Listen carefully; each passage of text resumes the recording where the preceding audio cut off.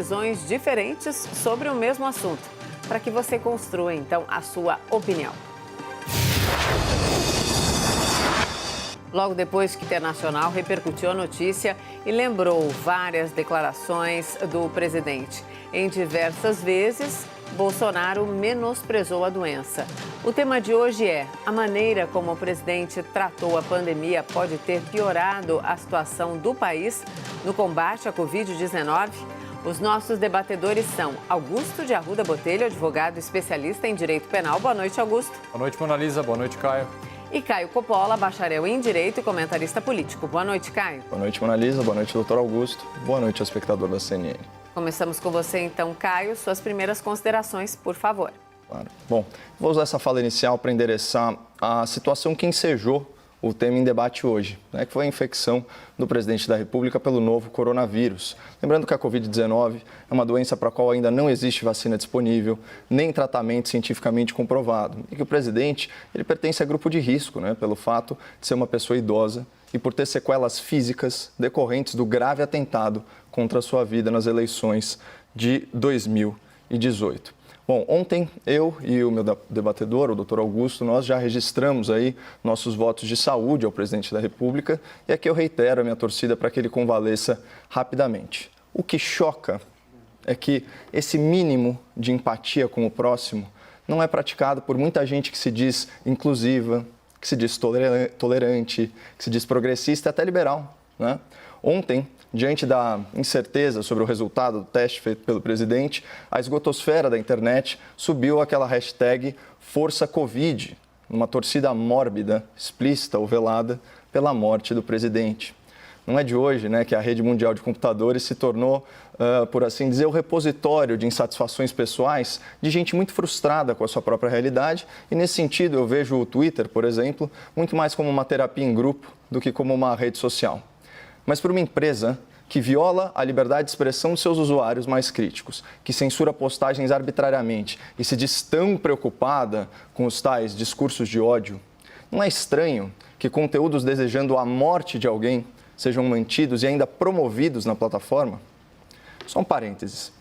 Vocês conseguem imaginar o que aconteceria se cidadãos que apoiam o governo publicassem postagens em redes sociais desejando explicitamente a morte dos ministros do STF por Covid? Seria certamente considerado um ataque antidemocrático às instituições. E ai de quem mencionasse os ministros Alexandre de Moraes ou Dias Toffoli. Essa pessoa seria investigada no inquérito ilegal das fake news, seria surpreendida por uma busca e apreensão injustificável, seria enquadrada na Lei de Segurança Nacional, acabaria presa preventivamente e os seus advogados nem teriam acesso aos autos do processo. Mas incitar o ódio contra o presidente da República, desejando a sua morte por escrito, aí pode. Mas enfim, deixemos aí a esquerda e os radicais de centro com o seu ódio do bem, engajados aí nessa corrente virtual pela morte de um homem cujo único crime, até o momento, é pensar diferente deles. No fundo, sim, sua grande maioria, os participantes desse movimento Força Covid são inocentes úteis, tocados aí como gado pelo berrante da internet, que, diga-se de passagem, funciona em qualquer pastagem ideológica. O que realmente preocupa não são as manifestações das pessoas, são as manifestações do assim chamado quarto poder, a mídia. Parafraseando aqui Roosevelt, hoje, 7 de julho de 2020, é uma data que viverá na infâmia para o jornalismo brasileiro. O Grupo Folha, controlador do jornal de maior circulação e do site noticioso com mais audiência no país, publicou um artigo vergonhoso intitulado "Por que torço para que Bolsonaro morra?". Eu vou repetir: por que torço para que Bolsonaro morra? Eu vou omitir do espectador da CNN o nome do autor desse artigo, por 2 motivos.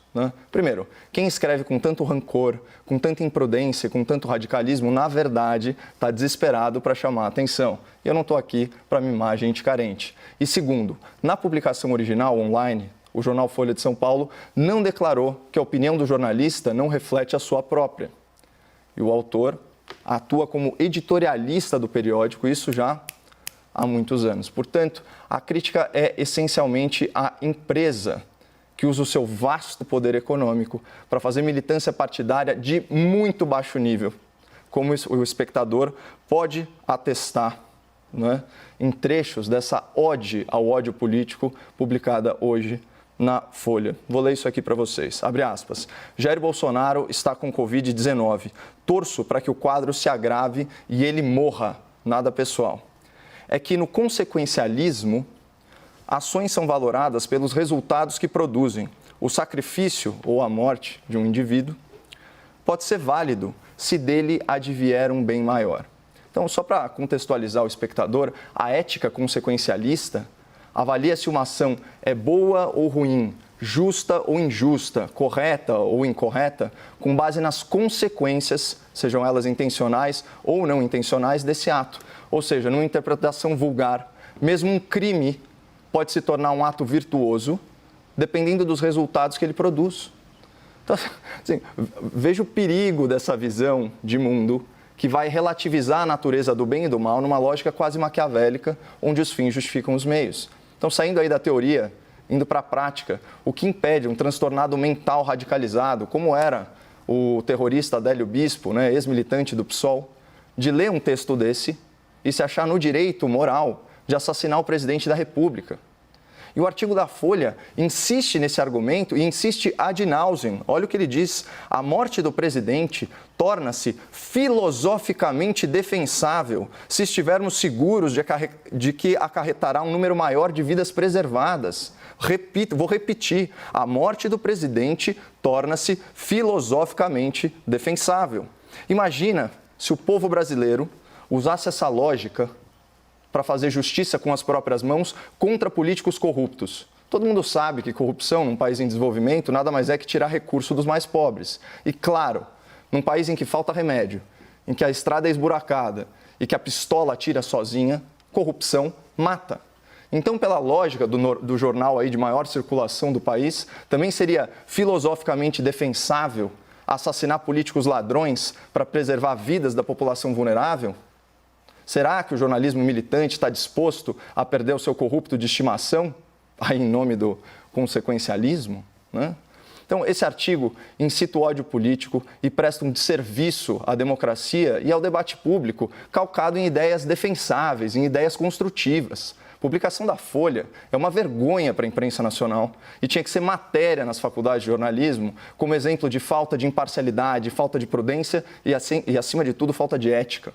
Ao longo do debate, nós vamos discorrer aqui, eu e o doutor Augusto, sobre erros e acertos do governo na condução da pandemia. E certamente, né, doutor, nós vamos divergir bastante, mas sem torcer pela morte um do outro. Isso seria e é inaceitável. Augusto, suas primeiras considerações, então, por favor. Boa noite a todas e todos. Ontem, no trecho final do debate, eu fiz uma reflexão, sem saber ainda o resultado do exame hoje divulgado do presidente, e eu acho importante começar a minha fala com a mesma reflexão.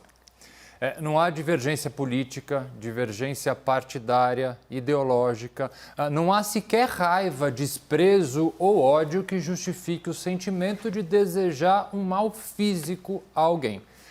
Digo isso porque, por mais que tenha a absoluta certeza da parte de responsabilidade de Jair Bolsonaro tem pela situação que hoje nosso país se encontra em relação à pandemia, eu desejo a ele uma rápida recuperação.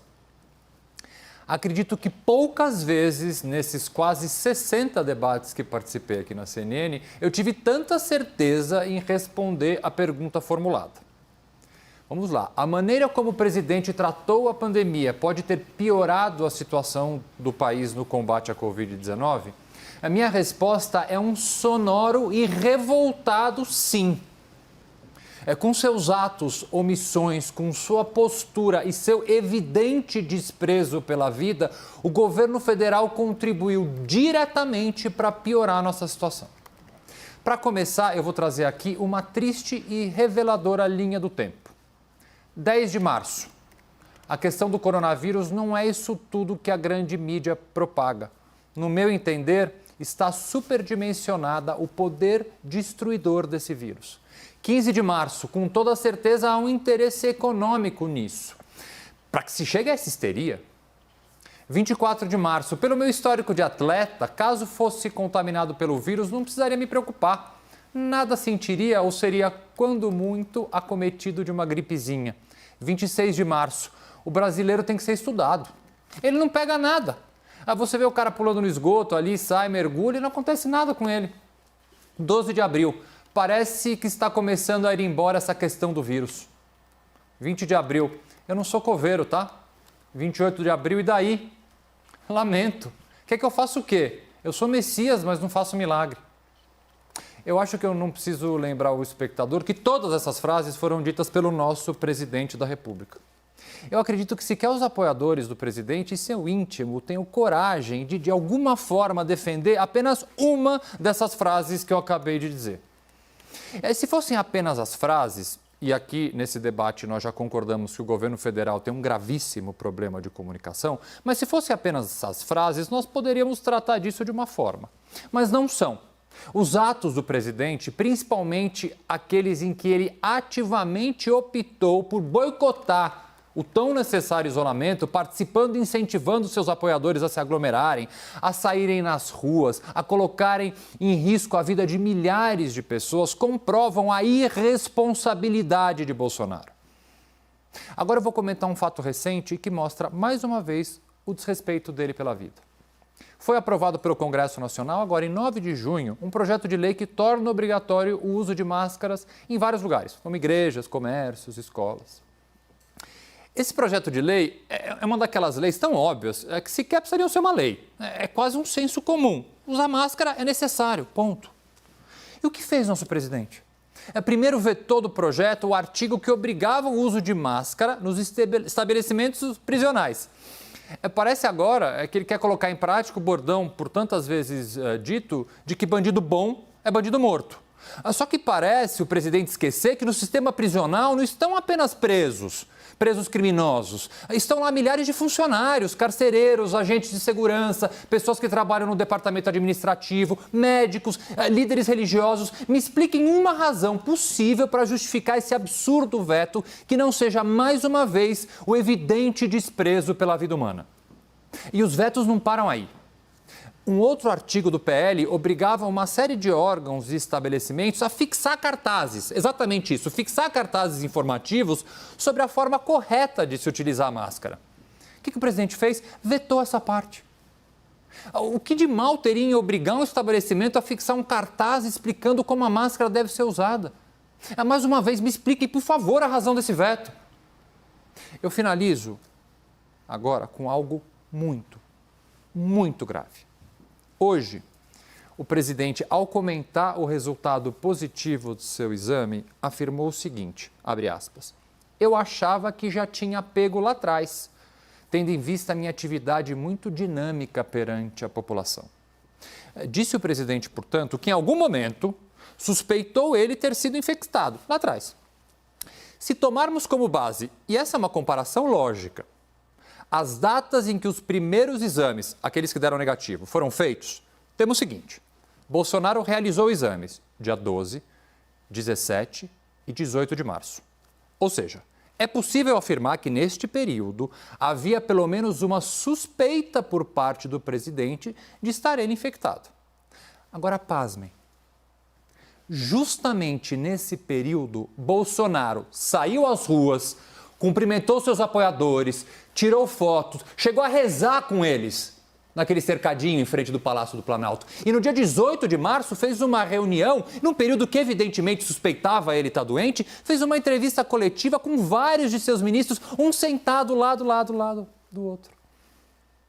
Portanto, diante dessa informação dita pelo próprio presidente, comparada com o período em que esses primeiros exames foram feitos, nós não estamos mais diante apenas de reiteradas irresponsabilidades. Estamos diante da possível prática de mais crimes comuns por parte do presidente da República. Um deles, por exemplo, é o de expor a vida ou saúde de alguém a perigo. O presidente, suspeitando estar infectado, não se isolou, muito pelo contrário. Quando ele se recuperar, e como eu já disse, espero que isso se dê de forma rápida e satisfatória, e aqui eu vou usar a frase do brilhante advogado e ex-ministro da Justiça José Carlos Dias, nosso presidente estará talvez imune ao vírus, mas com toda certeza imune ao sofrimento humano. Vamos então ao debate. Augusto e Caio, por favor. Sobre as atividades presidenciais, né, vamos lembrar que, assim como a imprensa, né, o exercício do governo, né, da chefia do governo, certamente é atividade essencial. Não, quando você suspeita, você está doente, né, Caio? Pelo amor de Deus. Não foi exatamente esse o tom dessa frase especificamente. De todas as frases que você falou, essa certamente foi a menos pior. Aliás, sobre as frases colocadas aqui, elas são todas infelizes, mas graças a Deus elas não matam. E vamos lembrar que o presidente da República sempre foi uma voz muito solitária em relação às suas percepções particulares sobre a doença. Toda a imprensa, toda a mídia nacional, com alcance de milhões de pessoas, trabalhou em sentido oposto, né, veiculando informações aí corroboradas, inclusive, para a Organização Mundial de Saúde. O que, na verdade, é fonte de certa preocupação, porque já que você fez uma linha do tempo, a OMS só reconheceu a pandemia no dia 11 de março. Né? E isso depois de uma série de erros históricos que vêm sido aí varridos para debaixo do tapete pela imprensa mundial. Né? Então, por exemplo, o acobertamento, né, do surto do novo coronavírus na China, atuando praticamente como uma assessoria de imprensa do Partido Comunista Chinês, né, que foi o país responsável pelo lobby que trouxe o atual secretário da OMS à sua posição, também o banimento de viagens, né, o desincentivo, né, ao fechamento de aeroportos numa época crucial. A gente vê que os países mais prejudicados foram aqueles com maior movimentação, né, de Wuhan, de Xangai, na China, esse tipo de coisa.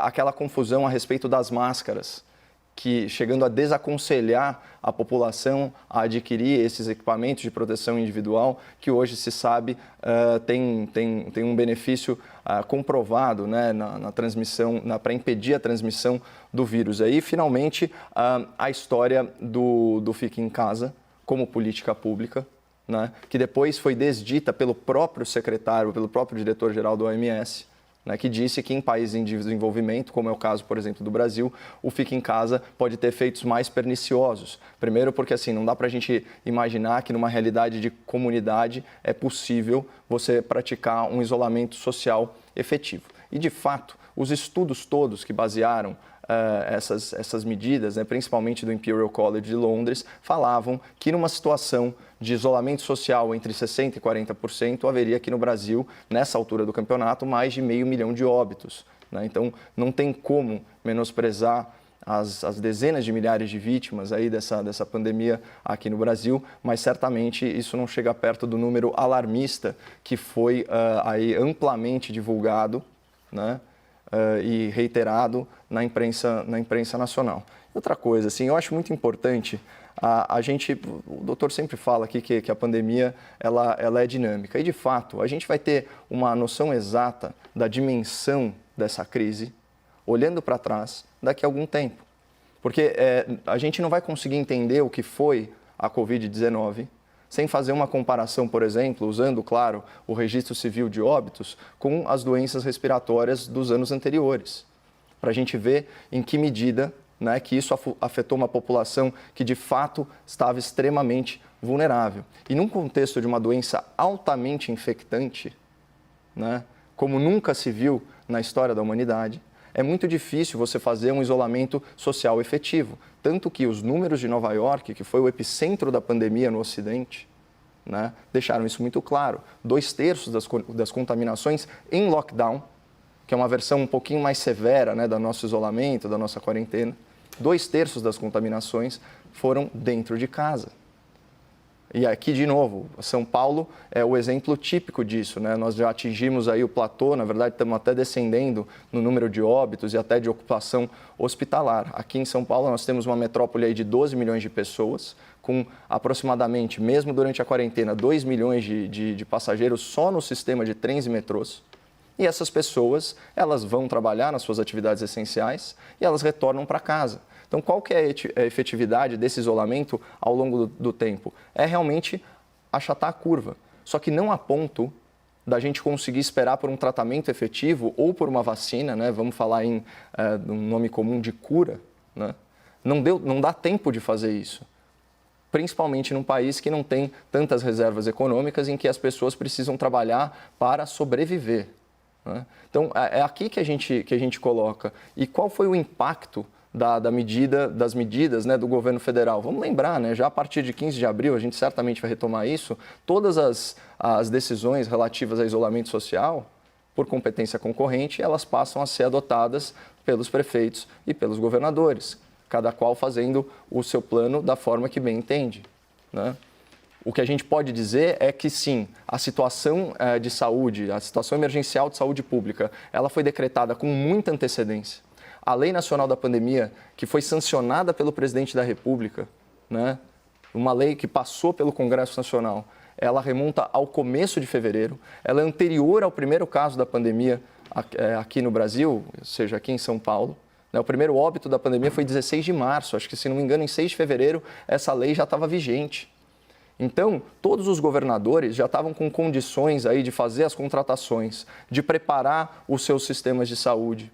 O que a gente tem que determinar aqui é muito simples. As pessoas estão morrendo por que motivo? Por uma questão imunológica, porque realmente é uma doença de difícil tratamento e que ainda não tem cura? Ou elas estão morrendo por dificuldade de acesso a hospitais? E isso se dá na esfera municipal e estadual, especialmente nas localidades que foram fustigadas aí por anos e anos de má gestão pública de corrupção.